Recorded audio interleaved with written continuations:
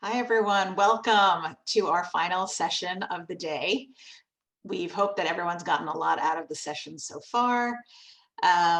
We are thrilled to have everybody here. And in this session in particular, we're looking forward to sharing with you best practices for engaging the Penn Network, how the Penn Network has contributed to the success of our panelists, and resources that are available to you as students and soon to be alumni. After the 35-minute session, we'll divide you into breakout rooms where you'll have the opportunity to network in smaller groups with this panel and a few other additional alums. And now I'd like to really turn it over to the panel for some brief introductions. Michael, would you like to get started? Sure. Welcome, everyone. Thank you, Lisa. My name is Michael Tedori. I graduated from Penn in undergrad in 2008 and also from Wharton MBA in 2015. I studied East Asian studies and Japanese language while in the college, and then focused on entrepreneurship during my MBA years at Wharton. Since graduating, I worked in finance for a number of years, and more recently, I've pivoted away from finance into the education space, where I've always found and fostered my love of teaching over the years. My business nowadays is called Boku Education, which I'll be happy to talk about a little more as well. Boku Education is an educational management business providing consulting and one-on-one tutoring and consulting within the education industry and focused on teaching young undergrads like yourself. So with that, I'll leave it over to Lisa or to Aurelio. Thanks. We'll go to Al. Why don't you introduce yourself? Sure. My name's Aurelio Salas. People call me Al. I graduated from the University of Pennsylvania in 1991. Let's see, I went into media immediately out of college. Oh, I graduated with a BA in English, and I went straight into the media industry, primarily television, before deciding to go to graduate school at New York University, and I got a degree at the it was an interdisciplinary program between the Tisch School of the Arts, which is where the film school was, and the business school. What I focused on was something that was known at that time as interactive telecommunications. And that's, we're pretty much living the proof.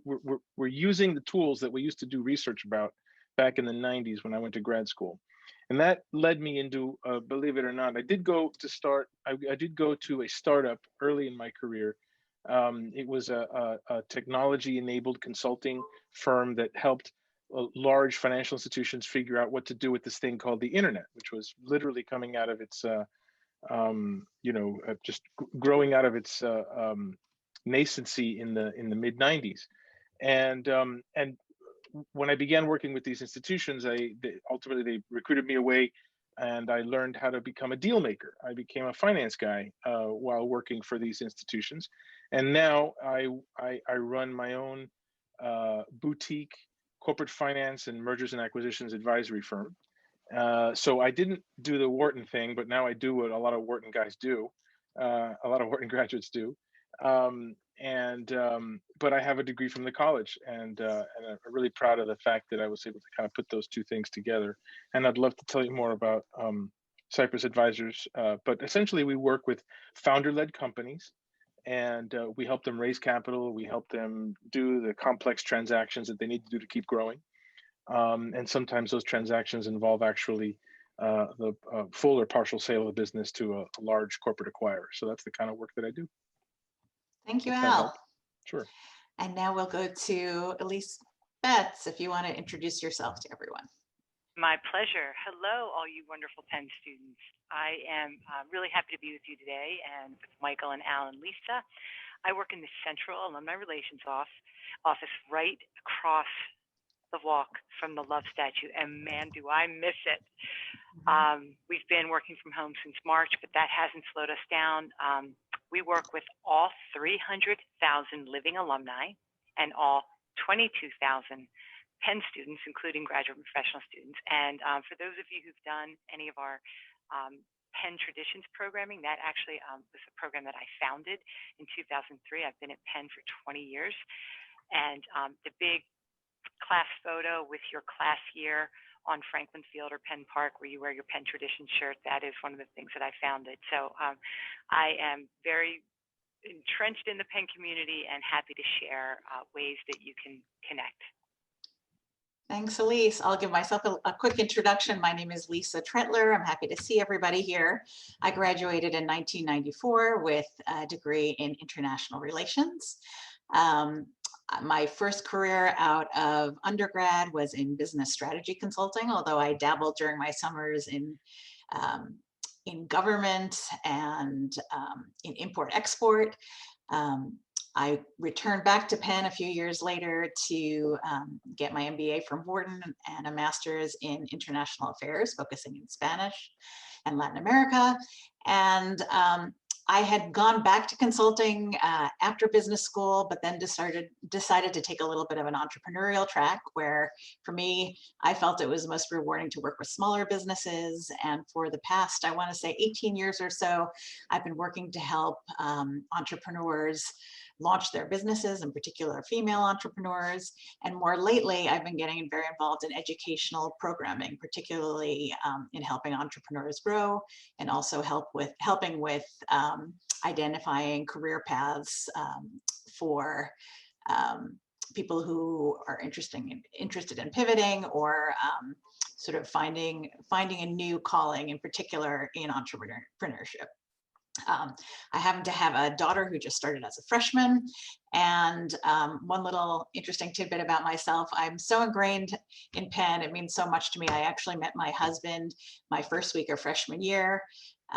He was a history and English major, and so between all of us, we are very big Quaker fans and love doing all things Penn. So really love interacting with alumni, with students, etc. So without further ado, I am going to launch into our conversation today, which is really about how you can leverage the Penn Network. And the Penn Network really can be defined in many different ways. We're going to explore all of those different ways. And what I'd love to start with is really looking at sort of what's closest to you first as students, which is the community of students that you interact with on a daily basis. That's really considered sort of the first part of your network. And I'd love to hear any stories any of you would love to share on sort of the importance of reaching out to a diverse array of students and how that's been helpful for you over the years since you've graduated. Is there someone you want to? Sure, Al, why don't you jump in? Sure. I think that you've heard it said, I'm sure many of the participants have heard it said, that when you attend a school like Penn, one of the major benefits of attending the school isn't just the academics, it's your peers. And I like saying, and I've thought a lot about where I put my kids in school when they were young, and it's not just what the teachers teach them, it's what their peers can teach them.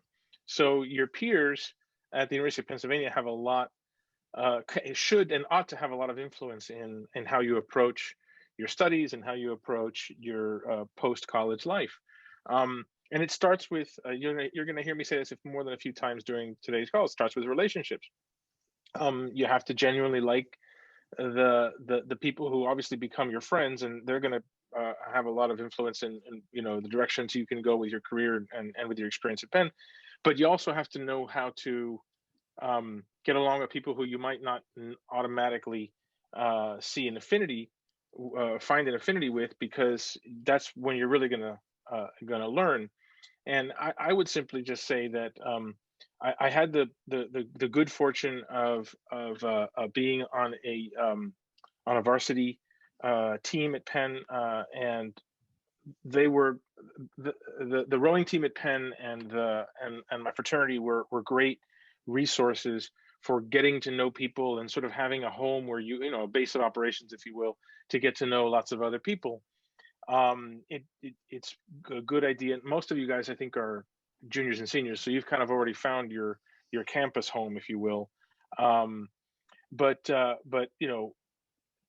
I just approached it when I was there as I wanted to meet and I wanted to listen to people that I wouldn't otherwise have had the opportunity to be exposed to, and was not that surprised to find out that there were really interesting people to learn from. and really interesting people who went on to have amazing careers. And I'm pleased and blessed that I'm in touch with a lot of them. And so you'll hear me say this more than a few times, I'm sure. Relationships and having good relationship skills are very, very important in networking. Thanks, Al. Michael, as an East Asian studies major, we know that sort of having a global outlook was always important to you. Can you talk a little bit about Penn's global community and how that had an impact on you? Yeah, definitely. So, just to echo what Al, mentioned earlier about relationships, I think looking back, on my experience at Penn, I think that the number one thing I would have done a little bit differently, although my major was a little bit outside the norm, is I think it's important to not get pigeonholed with your friendship group and with who you're hanging out with just day to day at Penn. I think that was my major, takeaway from looking back at undergrad is, to push yourself and to get involved in an extracurricular that you wouldn't have tried in high school, right? Or later on in college, or at post-grad. And I think with that, what I'll tell you about my global experience is right after graduating, I moved to Japan. I worked there for a number of years, and I was just, blown away at how easy it was to reach out to local alumni in a small little mountain town in Japan and find somebody who's 20 or 30 years older than me who have just graduated, or had just graduated, and to reach out to them for a cup of tea or to, have a beer with them and to learn about their experiences. And I was really, supported and felt very gracious to have that Penn community, even in a small mountain town in Japan of 10,000 people. But that was also really useful when I was in the middle of the heartbeat of Tokyo and looking to network within the business community and find my next internship in a finance firm. So with that, I think it's so important that you form those relationships, as Al had mentioned earlier. But a relationship is a two-way street, right? And so I think it's important to have those conversations, and make sure that you're approaching them in a non-transactional way, and to make sure that you are actually giving back to the person that you're talking to as well in those conversations. Thanks, Michael. And we're going to get to talking a little bit about how specifically to connect with alums, but just getting a little bit broader outside of the student circle. I know that when I'm asked, what do I regret most about not having done while I was in school, I always say that I regret not having established more significant relationships with my professors. Somehow I was intimidated from reaching out to them. And really that's such a wonderful source of information, networking, et cetera. Does anyone want to share any interesting stories about how professors might have impacted what you thought you wanted to do in the future, or helped you along the way? Absolutely. I'll jump in unless I don't think is there okay, since I just thought maybe there might have been someone else who might want to add, but yeah, I had some really interesting relationships with professors, and one of them led to an independent study. Another one led to a work study job over the summer. I did research for when I was at Penn, I had this romantic notion I was going to become an English professor. I just loved the whole, the what I thought was the lifestyle of these guys who just, yeah, they'd teach a class once in a while, but they were reading and they were debating and they were, doing and writing, which at the time was, just I couldn't think of anything more fun than to, than to sit at with a laptop. They were kind of new at the time. God, I'm dating myself this way, but yes, little laptops were literally like, and as I just wanted to, be in some beautiful place and write. And so I thought I want to meet these professors, and I spent a lot of time getting to know them. And I remember Professor Ricchetti and Professor Dan, I want to say, I'm forgetting his last from his first name, but I don't remember his last name. It was with a B-O-V, Bo. Anyway, and yeah, I had a wonderful independent study that resulted from my, being willing to sit down and get to know them a little bit, and they were kind enough to suggest certain things and provide direction, and also it gave me insight into what the life of a professor really was, and so the relationship actually and the willingness to get to know them actually, it was sort of almost by accident that I learned a little bit more about what that lifestyle was like and what that career is like. And I found it very, very invaluable. I didn't give up that dream until a little bit later. But yeah, I thought I was going to go into academia in my upper class years at Penn. And I have a teammate from the Penn rowing team that is a very renowned classicist. He's teaching at MIT now. He was just at the Center for Advanced Studies at Princeton. So, and he and I used to talk about the same thing. So there you go. Thanks, Al. And what I really find is that so many teachers become professors because they want to interact with students. So, the advice I would give again is set up an opportunity to touch base with a teacher. Again, being that we're sort of so removed from each other right now, I think both students and teachers are craving interaction. So, reach out to your professors, and I'm sure that they will be very happy to speak on a one-off. So now I'd like to move a little bit broader, and we're going to start talking about the alumni aspect of the Penn Network, which is obviously enormous and very important, and will become very significant for all of you as you graduate. I'd love to hear from Elise, who has so much wonderful experience working with alumni, to hear a little bit about how you might suggest that students take advantage of formal programming offerings that your office might develop or that you've seen out there.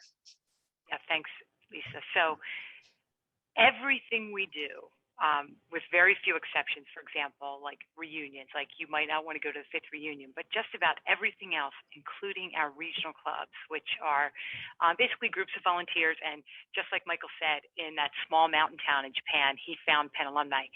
We are literally everywhere. So let me take a step back. The first thing I want to point out to you is QuakerNet, www.myquakernet.com. That is the alumni community.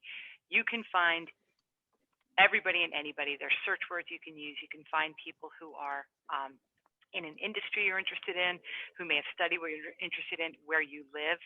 And our alumni are really good about taking the call. So they're really excited to hear from Penn students. And to give you an example of that, I have been working with Angela Duckworth on a class that she's teaching in the college called the Grit Lab, and she's teaching grit and resilience to undergraduate students. And one of her assignments is something she calls a curiosity conversation. And she encourages students to use QuakerNet for that. So she says, go out and find somebody who does something that you aspire to or something that you're interested in. It could be a chef, it could be Al or Michael and the work that they're doing. Reach out to them and say, I just want to have 15 minutes of your time for a curiosity conversation. That's what she calls it. And the students reported back, not a single student got a no. So QuakerNet is evolving into even a more robust and 21st century platform in just a few weeks, and that is called MyPenn. So if you're on QuakerNet, you'll automatically be directed to MyPenn when we launch it. But the information is so robust on there, and you can find alumni. I also want to go back to the regional clubs. So many of you are learning from home or learning from somewhere that's not Philadelphia, that's not campus.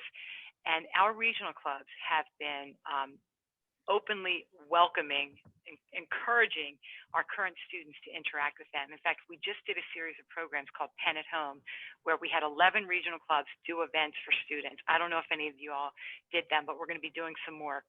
But if you go on our website, alumni.upenn.edu, you can find those 122 regional clubs. And wherever you live, there's somebody or something, or close by, there's somebody or something. Reach out to them. They are really eager. They know what you're going through right now. And as alumni, right, this really touches our heart. The fact that you can't be on Locust Walk and on campus for a semester. I also wanted to mention, we have a whole slew of career webinars that are archived, so you can watch them whenever you want. So I encourage you to spend like 5 minutes on our website, alumni.upenn.edu. You can find all of these things I'm talking about and more. And one more tip, we have homecoming coming up. We're calling it Homecoming at Home. And we have programming November 9th through the 14th. And you're invited to everything. We have everything from there's some networking events, there's some career events, there's programs looking at racism and anti-racism education. We have arts and culture programming, and almost all of it will be recorded and you can watch it after the fact. But think of yourself right now as part of the alumni community. We define alumni as anybody who has spent 1 year in a degree granting program. And guess what that means? If you are juniors and seniors, even if you're a sophomore, you are officially an alumni of the university according to our bylaws. So those are my tips for now.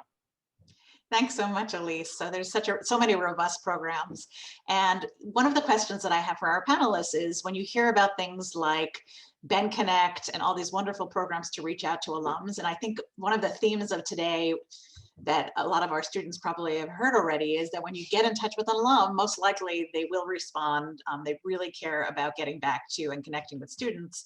But I'd love to hear a little bit about some of your thoughts on how to prepare for those sessions. Michael, I know you had some thoughts on preparation for when you're getting ready to approach an alum. What are things that you like to see that sort of get you more into the conversation, so to speak, when a teacher and when a student reaches out to you? Yeah, so I think it's really important, obviously, to do your homework and just do some background research on the person, and that's most important to come prepared to a meeting. And this is in no way an interview, right? But I think it's, as I mentioned earlier, it's a two-way street, and so you want to keep in mind that that alumni is having the conversation with you because they're super enthused about the Penn community and the Penn network, and they want to give back just as much as you'd like to give back, right? And so I think it's important to understand that the background of the alumni and what they've done in their life, and to have those questions around that, right? Because it's not just about, hey, can you help me get a job here, or can you help me get an interview or a warm introduction with so and so over here. It's really about delving deep into somebody's background and trying to find different points that you can relate to and have a conversation. Like, I know right now it's a little hard in person, but think of a coffee chat, right? A virtual coffee chat, and trying to find a way to approach somebody in a more personal level that's not as focused on the professional side. And with that, I'll just make one quick point, which is going back to Elise's mention of these geographic or regional clubs. I think it's a little bit of a side topic, but it's really important that if you get to the region where you guys are living now during this time of coronavirus or post-graduation, and there's not a club for what you're interested in for Penn, you should reach out to Elise, right? And that, I think, I live in Santa Monica, which is a pretty populated area. But before I moved here, it's important that you find your own niche within the Penn community post-graduation, right? And there's so many resources that aren't just a 50-person pub crawl around Santa Monica area. There's very, very specific groups that you can join or you can start that is, really enthused me post-graduation. And I'll leave it at that. Thanks, Michael. Al, I know you have some thoughts as well. Yep, go ahead. Yeah, something Michael said just sort of triggered a memory.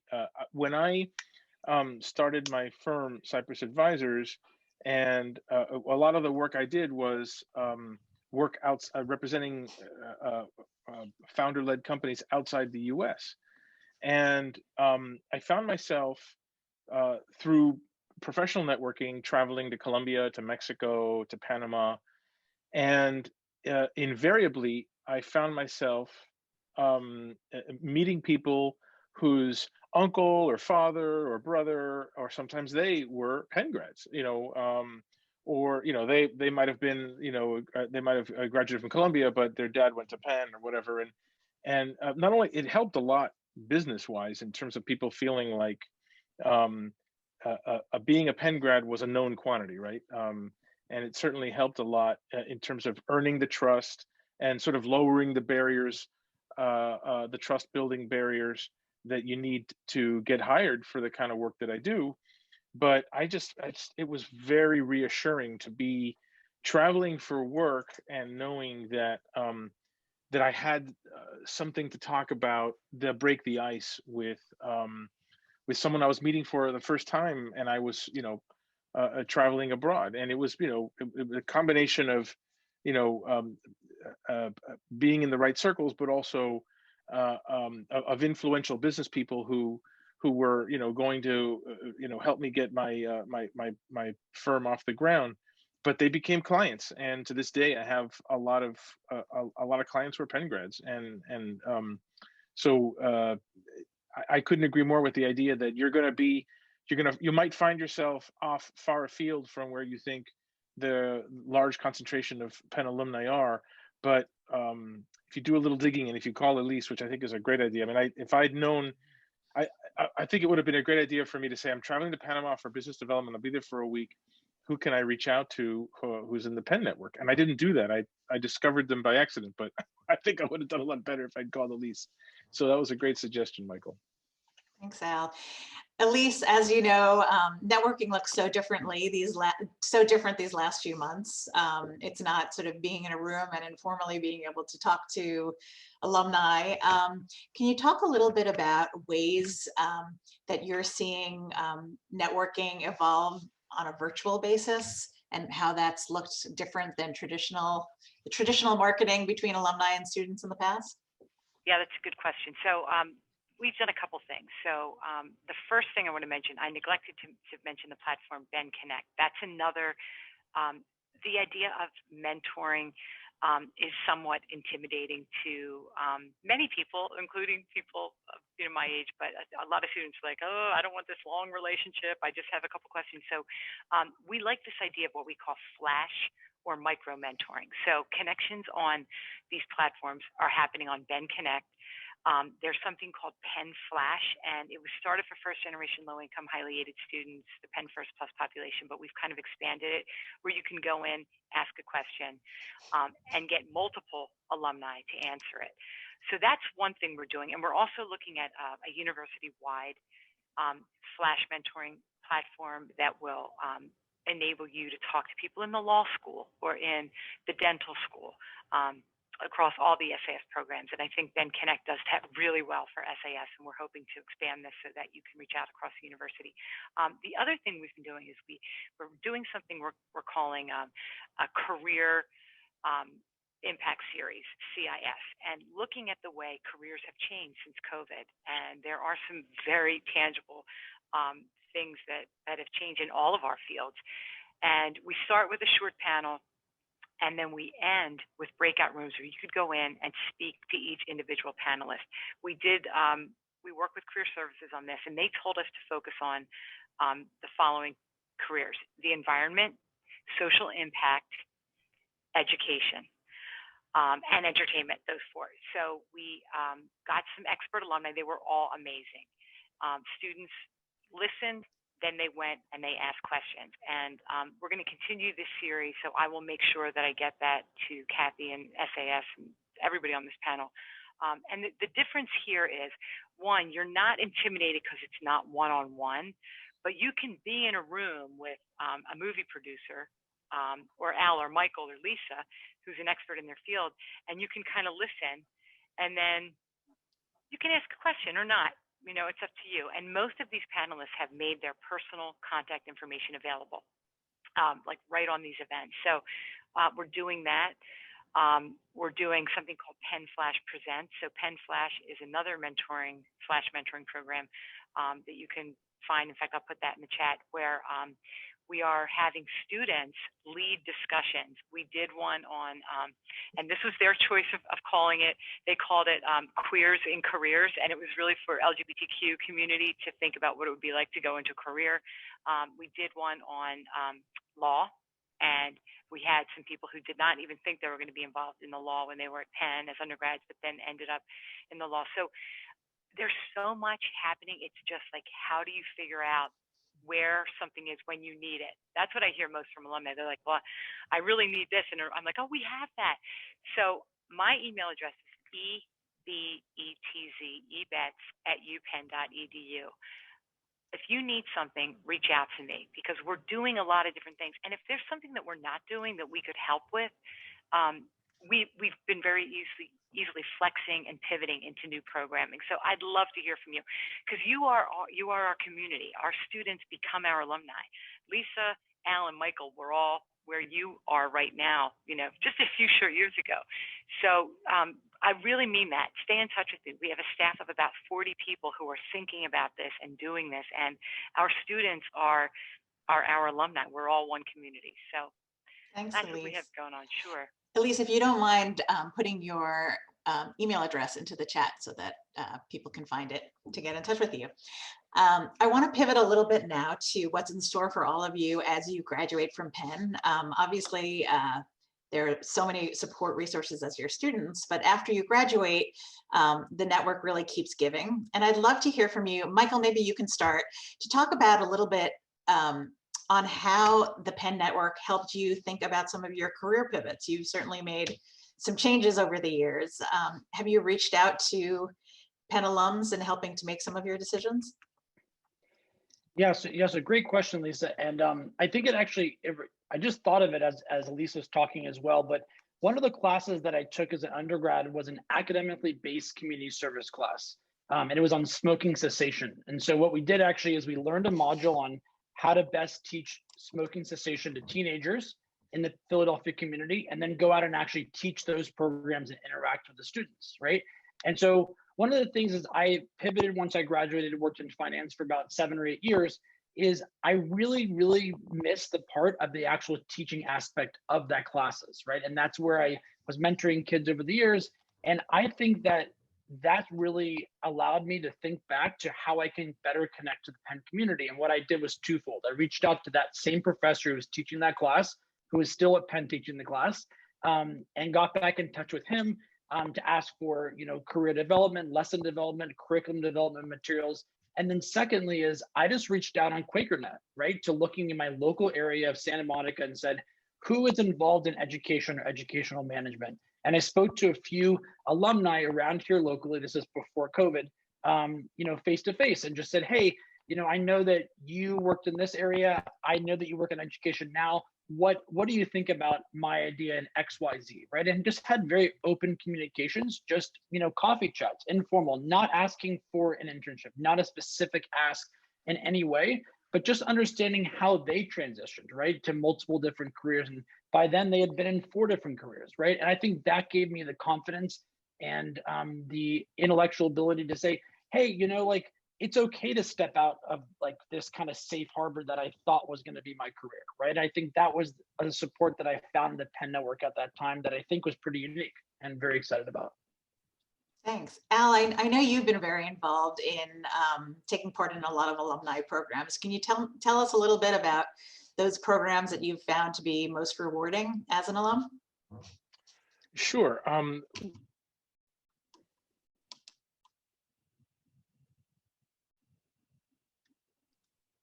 think there we go. Yeah, I was muted I got muted for somehow. Anyway, so we talked a little bit about the local. So the Miami Penn Club is pretty active, and that's been great as well. But where I've enjoyed is I'm also involved in interviewing for Penn admissions. And there's a pretty robust community of alums who help run that on a local level, and working with them to make sure we meet our quotas and make sure we meet our goals has been very rewarding. And the events that get put together by the local Penn Club in partnership with the university have also been very, very helpful, because I'm constantly meeting new people who are moving to our area who participate. So it's those who I met and are part of the greater community that I participate in, and then there are those who move in, and then there are those who recent graduates. So and the beauty of it is that there's always this sort of fresh new wave of faces. Every once in a while you see all these young and one thing I will tell you is that it is a really nice cross section of participation of different generations or different eras, right? Some events are a little bit more concentrated among recent graduates, and some events are more concentrated among older graduates, depending on the themes. But I've never felt like there wasn't a really good participation from different eras in the events that I participated in here in South Florida, and the ones that I've participated in New York when I was living there as well. And I just wanted to pick up on something that Michael was talking about. I mentioned earlier that was a topic that we brought up when we were planning this session, and that is the role that that what you bring to the table. One thing I wanted to make sure that gets imparted here is when you reach out, sure, you should definitely do the research on the individual who you want to make contact with, and so demonstrate your interest in them, because that way you avoid it being transactional. But I also want to make sure that you prepare what your narrative is, right? Like, don't wing that part of it. Don't and don't assume that that people are going to understand what it is that you want to do or accomplish if you haven't practiced it, and if you haven't thought about it ahead of time. So I would encourage you to think about, how does my major area of study relate to my personal interests and my professional interests, and what do you think could potentially be the hook, based on what the person with whom you want to network, the person with whom you want to have a mentoring relationship, what could potentially be the hook that where they see value in having a relationship with you? Because I think that yes, as an alumnus, I'm very interested in meeting young alumni and in mentoring them, but I'm a person too, so I want to be encouraged to feel like the relationship with you is worthwhile. So don't be lazy about that, right? Like, make yourself relevant to them as much as you can, by practicing what your narrative is, and try it out on lots of people and see what sticks. I mean, bottom line is networking is, again, it is a numbers game, and it is a social skills game, right? A good conversation at a cocktail party is applicable to anything, whether not just networking among Penn alumni. So it's probably safer. You can probably make fewer mistakes when networking are going to be less costly when you're doing it among Penn alum, because maybe we're going to be a little more forgiving because we know you're smart. But what you don't want to do is make a flub. So go and practice with us, but practice. And Al, that's actually a fantastic segue to our next segment, which is that speaking of practicing with us, we're going to give all of you an opportunity to speak with some of us on a sort of more personal basis. We're going to be separating everybody randomly into breakout rooms, and we'll have 2 alums in each of those breakout rooms. In addition to everyone who's here on this panel, we'll have 2 others, Wendy Chaikin and Nina Cleveland, who are also wonderful and knowledgeable alums, and really use this time to, ask us anything that's burning on your minds. Tell us about yourselves, whatever you'd like to use that time for. And again, the key is really to make you comfortable talking to us and seeing what we can do to help you. So in a minute, we're going to be broken out into our rooms, and then we'll be coming back for our closing after that.